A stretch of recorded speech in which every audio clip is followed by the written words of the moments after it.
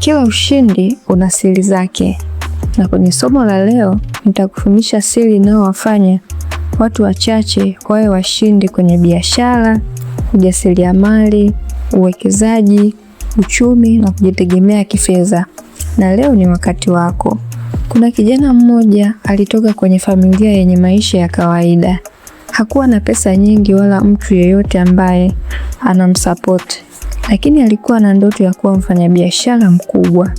Watu wengi walimcheka na kumwambia, biashara sio rahisi kama unavyofikiria. Wewe biashara hauiwezi na hautafanikiwa. Lakini pamoja na maneno ya watu, hakukata tamaa. Aliamua kuanza biashara kwa kile kidogo alichokuwa nacho. Wakati mwingine alipata hasara, wakati mwingine biashara ilikuwa haiendi kabisa. Lakini badala ya kukata tamaa, aliendelea kujifunza na kujaribu tena. Baada ya miaka kadhaa kupita, kwa juhudi aliyokuwa nayo, alianza kuona mafanikio. Watu wale wale waliokuwa wakimcheka wakaanza kumuuliza, umewezaje kufanikiwa? Lakini mafanikio yake sio kama yalitokea kwa bahati, lakini kuna kanuni 5 za ushindi zilizomsaidia kufikia mafanikio hayo. Safari ya mafanikio ya huyu kijana itakusaidia kuona siri 5 muhimu za ushindi ambazo kila mmoja anaweza kuzitumia kwenye maisha yake. Siri ya kwanza ni kuwa na imani kwenye uwezo wako. Ushindi unaanzia kwenye akili. Kama huamini unaweza kufanikiwa, tayari umejizuia mwenyewe. Washindi siku zote huanza kwa kuamini inawezekana hata kabla hawajaona matokeo. Siri ya pili ni uthubutu wa kuchukua hatua. Ndoto bila hatua hubaki kuwa ndoto. Usisubiri muda wala mazingira yabadilike. Anza na hicho kidogo ulicho nacho.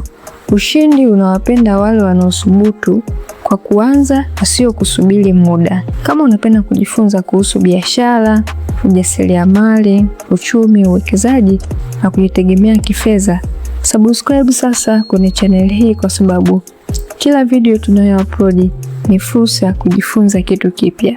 Siri ya 3 ni nidhamu ya kufanya kazi kila siku.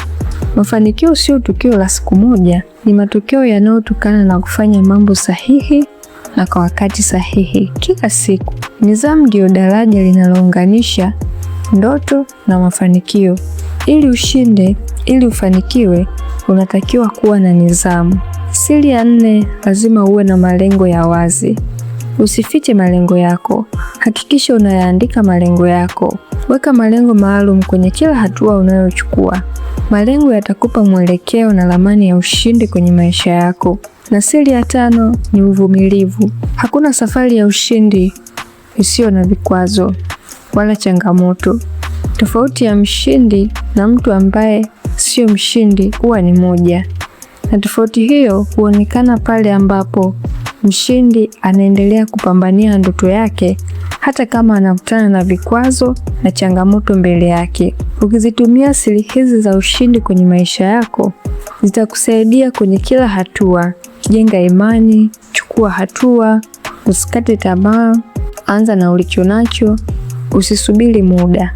Anza sasa. Hili ni darasa la biashara na ujasiriamali. Asante.